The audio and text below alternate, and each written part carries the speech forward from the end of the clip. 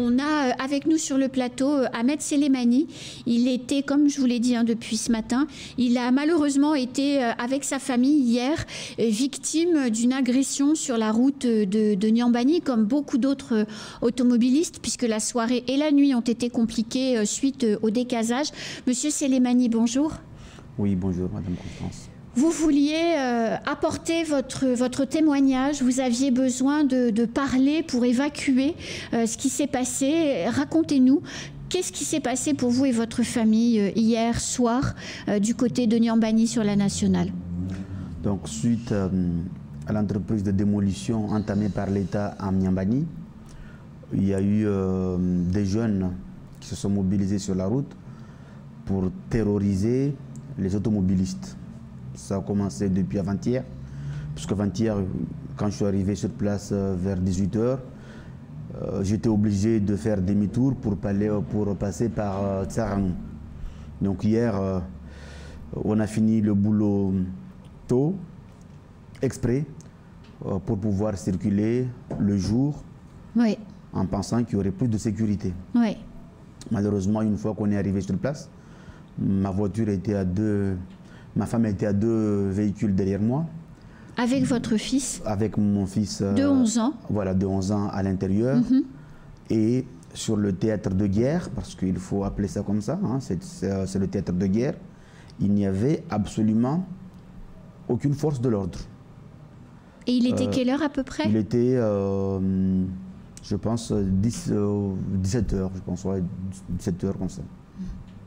Et on a été livrés à nous-mêmes. Il y avait plusieurs automobilistes qui coincés dans un bouchon, coincés dans les bouchons, qui ont été victimes d'actes terroristes, parce qu'il faut employer les mots. Absolument. Ce sont des actes terroristes parce que leur objectif, c'est de terroriser la population par, comment dirais-je, par des armes, parce qu'ils étaient armés de machettes, de coupe-coupe. Et vous voyez sur les images. Ah oui, c'est votre voiture derrière. C'est la voiture de ma femme. Donc il y a un individu qui a jeté une pierre de 5 kilos, parce qu'il se trouvait à 1 mètre. D'autres ont pris des machettes pour carrément, comment dirais-je, s'acharner sur le véhicule. Mais monsieur Selemani, vous étiez 2 voitures devant elle, vous avez vu ces gens, donc vous regardiez, vous saviez ce qui se passait. Qu'est-ce qu'on ressent quand on est dans sa voiture et qu'on voit celle de sa femme et de son fils en train comme ça d'être prise directement d'assaut par des voyous? Qu'est-ce que vous avez ressenti? Sur le coup, je n'ai pas vu directement. Quand j'ai vu la situation, j'ai tout de suite essayé de faire demi-tour, mais j'ai vu que ma femme était à 2 voitures derrière moi. Donc ça m'a rassuré, je me suis dit ok, on va y aller. Sauf que c'est après, en fait, que j'ai découvert qu'elle a été victime, comment dirais-je,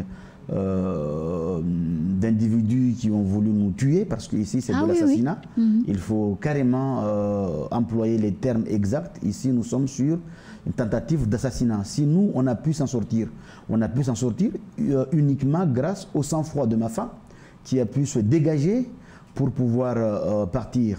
Se sauver, en fait. Voilà, pour pouvoir se sauver. Et au-delà, ce que je trouve regrettable, c'est que lorsque l'État a décidé d'entreprendre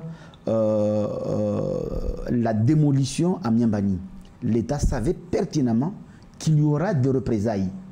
Donc le fait de laisser la population livrée à elle-même, je parle des automobilistes, je pense que l'État a failli dans sa mission de protection. On ne peut pas imaginer que sur le territoire national, ailleurs qu'à Mayotte, des jeunes se baladent en machette pour s'attaquer aux automobilistes. Donc, je lance un appel au ministre de l'Intérieur, M. Darmanin, pour qu'il puisse prendre la mesure de la situation à Mayotte. Parce que de 2 choses, soit il n'est pas au courant de ce qui se passe, ce qui m'étonnerait, soit il est au courant, mais il fait le sourd-muet. Donc j'aimerais rappeler ici que le territoire de Mayotte, c'est un territoire français au même titre que les autres départements. Donc on ne saurait accepter qu'il y ait un traitement différencié. S'il y a des morts à Mayotte, les morts à Mayotte ont la même valeur que les morts dans les autres départements. Donc j'ose espérer qu'il y aura une réaction du ministère de l'Intérieur par rapport à ces actes de terrorisme. Aujourd'hui se pose aussi la question de l'indemnisation des automobilistes, parce que plusieurs dizaines d'automobilistes ont fait l'objet de ces, comment dirais-je, ont été victimes de ces actes de terrorisme. Oui, oui. Qui va indemniser? Donc la question se pose. Donc il faudrait étendre immédiatement à Mayotte le fonds d'indemnisation des victimes d'infractions de terrorisme et autres. Parce que là, votre assurance, elle va prendre en charge les réparations de vos 2 véhicules?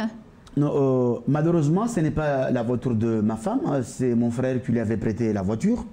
Donc je ne connais pas l'étendue de sa police d'assurance. Mais là, nous avons des dégâts matériels. Mon fils est traumatisé à vie. Donc aujourd'hui, l'État voit très bien qu'il y a des individus qui sont armés, qui sont dans la nature. Et nous, Maoré, nous ne sommes pas armés. Hier, j'aurais pu écraser, comment dirais-je, ceux qui étaient devant. Mais immédiatement, le procureur de la République m'aurait mis en examen pour tentative de meurtre, d'homicide volontaire.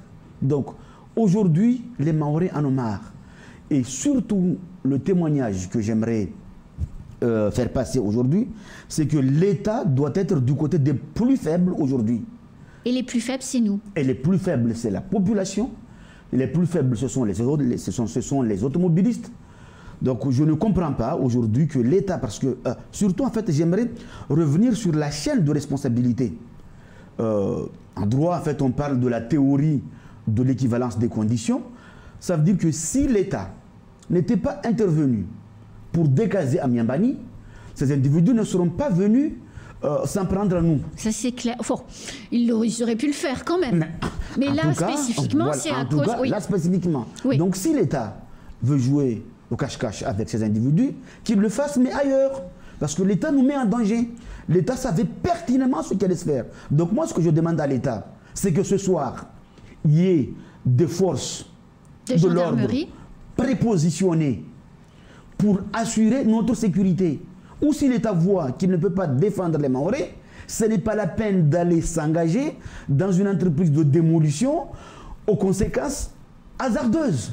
Parce que nous sommes en danger. Donc aujourd'hui, j'aimerais que l'État m'apporte 2 réponses. Quid de l'indemnisation, comment dirais-je, des dommages causés aux différents véhicules? On ne sait pas combien, mais je suis sûr que nous sommes sur des centaines. Parce qu'avant-hier, j'ai vu une brochette de voitures caillassées. Oui. J'ai pu faire demi-tour hier, donc on ne va pas jouer. Ça a duré toute la nuit. Hein.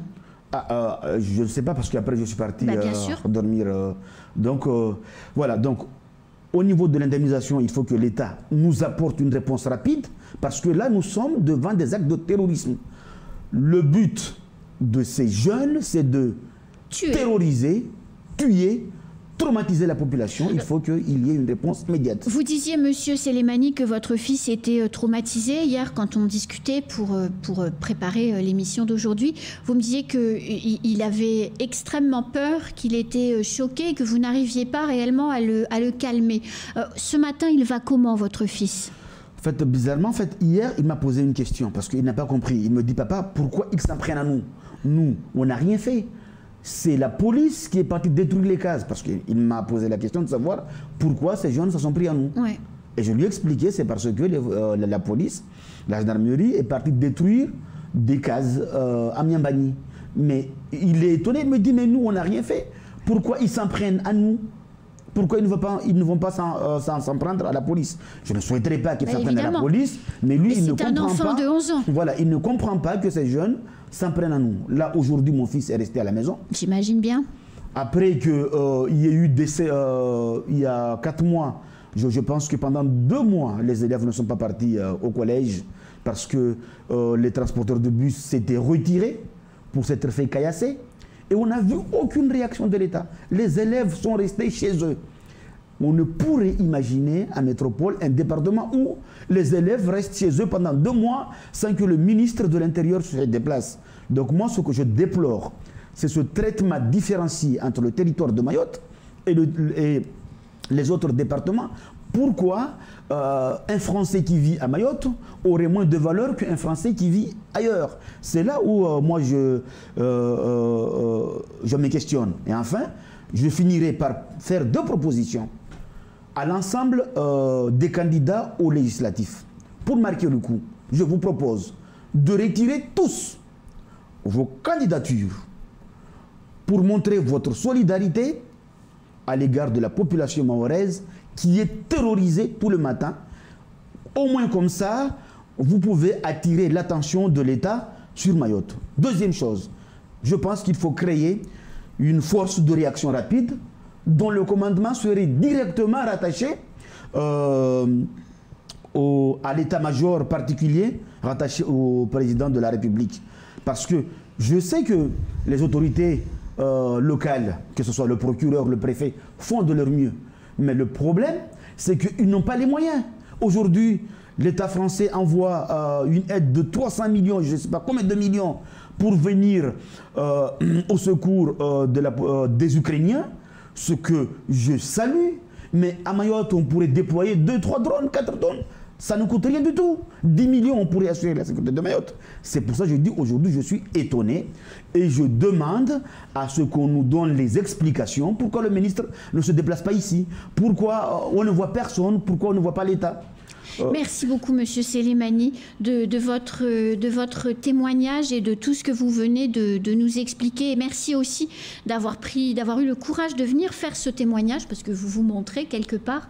Et c'était important que vous puissiez partager avec le reste de la population ce que vous avez vécu hier avec votre famille. Je vous remercie. Et pour conclure, je salue aussi le travail que vous faites, parce que sans vous, sans le travail des médias, Mayotte ne peut pas avancer. Donc on compte beaucoup sur vous pour que vous mettiez la lumière sur cette problématique de l'insécurité.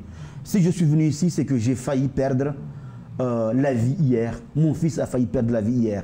Donc je suis un revenant. J'aurais pu mourir hier. Donc je me suis dit, pour le reste de ma vie, il faut que je me batte pour mon pays, pour ne pas que demain j'ai à me plaindre. Parce que je m'en voudrais de voir que mes enfants soient victimes alors que moi je suis vivant leur père, que je n'ai rien fait. C'est pour ça que je vous remercie énormément du travail que vous ferez et j'espère aussi que les autres médias concurrents aussi s'empareront de cette problématique qui est en train de tuer notre territoire. Je vous remercie beaucoup.